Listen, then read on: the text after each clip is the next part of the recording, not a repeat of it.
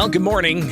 It is Springfield's Morning News. I'm Greg Bishop, and driving by a gas station this morning, what are you seeing? Are you seeing prices that were higher than yesterday? Are they seeming to taper down a little bit? I want to hear from you at 217-629-7970. Again, 217-629-7970. I think that obviously this is that one economic factor that people can really feel when it comes to increased prices. Because if you're living in central Illinois, likely you're traveling to work. Takes you 20, 30 minutes to get to work. Maybe you work in the trades where you got to travel from place to place. And I had my furnace guy over and my AC guy over the other day because we had a capacitor in our unit that blew, and while he was filling out the bill, he's like, God, I gotta get gas again. So obviously there are a lot of impacts that we're all feeling from the price of gas, but I want to hear from you as to what you're seeing out there and what you think could be done about it. And that's not the only thing. We've also got other issues that are impacting people directly, and that includes the availability of baby formula. Have you experienced this as a young parent? Being able to get to that baby formula. And some of the things that have popped up as far as debate around this has been kind of interesting because, you've got celebrities like some people, I think Bette Midler was one of them who posted that quit screaming about baby formula. You've got breasts, you can make milk. Not everybody has that. All right. There are people who go through cancer who may have double mastectomies. They still have children, but they can't produce breast milk. So you can see how different instances call for different answers. So we'll touch on the baby formula shortage as well, and maybe a sliver of good news there, but it might still be weeks before that's completely relieved. But let's talk gas. Of course, with Illinois, we've got higher than our neighboring states in gas prices. It's not just because of the cost of fuel. It's the extra taxes that are on top of Illinois' fuel costs. We've got the federal gas tax. We've got the state gas tax in some instances, especially in the Chicago area. You've got Cook County with a tax, and then in Chicago proper, you've got Chicago with a tax on top of gas. And then on top of all of that in Illinois, across the state, we have a sales tax on motor fuel. And that sales tax, obviously, with the increased price of fuel, you can see that the state of Illinois is getting quite a bit. So I want to hear from you at 217-629-7970. Number one, what kind of gas prices are you seeing out there? And then number two, what do you think needs to happen to alleviate some of that? State Senator Dave Severson, he's from the Rockford area, Cherry Valley. He yesterday put out a statement saying that the Illinois legislature needs to get back into Springfield, that the governor needs to call a special session. Or I guess a special session could be called by the Senate president or by the Illinois House Speaker. But ultimately, he's demanding that there be a special session so that this can be addressed. And how do you address this? Well, he has an idea that was floated by Republicans earlier this year when gas prices started going up, that you need to cap the sales tax that's on top of the gas. So we'll talk about that more here in a moment, but let's get to your phone calls at 217-629-7970. And good morning. You are on Springfield's Morning News. What's up?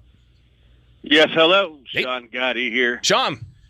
Hey, buddy. So I went to Missouri last weekend, picked up a new puppy. One thing I noticed was what you just said, gas prices cheaper. 85 cents cheaper right across the border. Oh, I know that it's ranged from 45 cents cheaper, 50 cents cheaper. I guess that's when I see it right when you get into Missouri, and they may have a little bit of a better option of increasing those prices that close to the border, and it's still cheaper. But I would imagine the deeper you get into Missouri, you're going to see that price difference. Yeah, we crossed down there at, like you're going down to Quincy. I can't think of the name of that. Crossed into Missouri. Is that Hannibal? That is that Hannibal? Thank you. Okay, yeah, that's it, Hannibal. We crossed it, so it wasn't major metropolis. So obviously outside the big city limits, it's going to be cheaper anyhow. Went all the way to Kansas City, and that's pretty much the consensus of what prices were down there. I actually enjoyed paying $3 some a gallon for once. It felt nostalgic. right? Almost. It Almost. felt like 2008. Yeah, just about. What I don't see around Springfield or Illinois, for that matter, is a jar of Vaseline at every pump. They do have the hand sanitizer though. So don't forget too, they got those gloves now. So you can just that's glove right. up. Yeah, if you're doing the diesel, because diesel's even Glove more up. expensive. Oh, if you're yeah, driving I around a can't diesel even truck right now, it's and that's the problem is this is impacting not just your daily commute, it's impacting moving goods from one place to the other, which ultimately is going to be pushed back down onto the consumer. Hey, Sean Gotti, I appreciate you being back with us here in Central Illinois, and that's fascinating to hear. At least he calculates an 80-cent difference in the price of fuel from Illinois to Missouri. So I want to hear a little bit here from what is State Senator Dave Severson, and he talks about how he wants to cap the sales tax that's on top of the gas tax at 18 cents per gallon. And he says that could provide some substantial relief to consumers all across the state of Illinois. Here's Dave Severson. At this point, it's about $2.5 million a day that the Illinois government is taking from Illinois taxpayers as just a windfall of profit, and that just is not right. Now, he also went on to talk about the additional cost being a big deal, especially when you're close to those border communities. When it gets to be more than 50 cents a gallon difference, consumers will drive a few miles to buy that gasoline. Truckers will fill up in other states. Then the state of Illinois loses all those revenues. And you can imagine that all of that revenue, not just from the lost gas tax, but also the lost cigarette tax, alcohol tax, grocery, other goods. People might want to do some shopping at a strip mall or an outlet store or something in another state. But Illinois' gas tax, it's not the only thing.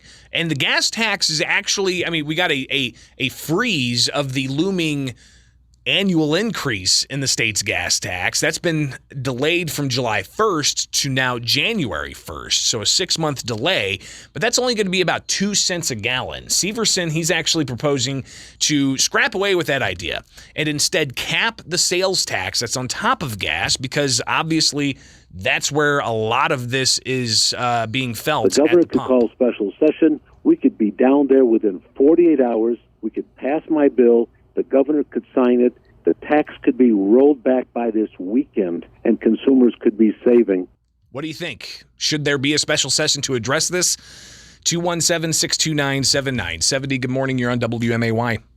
Morning. Thanks for taking my call. Listen, I don't think it's going to do any good to have a special session. You're not going to get these guys to do anything but kick the can down the road. The only way to stop this is to stop entitlements, because even if they get rid of the 18 cents or whatever it is, they're just going to have to make it up by increasing taxes somewhere. We just got to figure out a way to stop spending money. If we stop spending money, we're going to stop needing money. Well, here's the thing, though. They're getting a lot of tax right now. They're getting like $2+ million a day. If you look at the road funds, it's pretty healthy. You've got the Build Back Better, Rebuild Illinois, or whatever the governor passed back in 2019 that doubled the state's gas tax, which doubled the amount that the state was getting in that motor fuel tax to go towards road projects. But then it keeps increasing every year after that. But the proposal here is to not impact those dollars, but instead impact the sales tax that's on top of that. But that's an idea that Democrats did not go forward with. Instead, they went ahead with this temporary delay in the annual increase, which is only going to be about 2 cents a gallon. Good morning. You're on WMAY. Hey, Greg. As you well know, I do a little bit of driving. Yep. We have 3 trucks. I was going to say, yeah, with heavy equipment, and you're towing a whole bunch of equipment. Absolutely. 3 trucks, and each one takes 100 gallons of fuel. We're doing a show in northern Iowa, not this weekend, but next weekend. Let's say diesel stays at $5.20 a gallon. It'll take 150 gallons of fuel per truck to go and do that show. Oh boy. Now here's where the problem is, and why I am not the smartest person around, is because I calculate my gas in my contracts. I calculate it on a yearly basis of this is the contract, this is how much it's going to be. And this year's number that we came up with was $4.25 a gallon. So we're now losing $1 for every gallon of fuel that we put into the tanks. Yeah. Yeah, it's almost like you're in a business to where the people that are hiring you, they have budgets as well, and you got to kind of give them some certainty that whatever price you're giving your service for, they're going to be able to budget it in. So, yeah, you can see how the unpredictability of just how high gas prices are going to go is going to impact everybody down the line, from the service provider to the person purchasing the service and so on. Best of luck, man. I know you've gone through the ringer with COVID and everything as well, and just all of the events that you weren't able to do and the lost revenue there. So keep it up. I appreciate you chiming in. Appreciate it, buddy. Thanks. Yep. Safe travels. All right. And then we'll just end this kind of economic issue segment on what's going on with the baby formula shortage. You've been hearing a lot about this. Some people saying, people are making a bigger deal than need be. But when you go to the store and you need baby formula, and then you're driving around from store to store to try to find baby formula, having to pay higher prices for gas, it can be a situation. But one thing that's somewhat of a silver lining is Abbott Labs, one of the biggest manufacturers of baby formula, is in an agreement with a consent decree with the FDA to get its Sturgis, Michigan factory back up and running. But we've got, of course, just how dire the situation is. 40% of baby formula products out of stock across the United States, according to Data Assembly. So this is, of course, analytics that are generated just to kind of give you an idea of what's going on here. But even though Abbott, which had to shut down because the FDA found some evidence of bacteria at this particular lab, they're going to reopen, but it's going to take like 6 to 8 weeks before they actually get back up to production levels to help alleviate some of those problems. So that's just some of what's going on when it comes to gas prices, supply chain issues, product shortages, right here with Springfield's Morning News. I'm Greg Bishop on 92.7 WMAY, Springfield's News and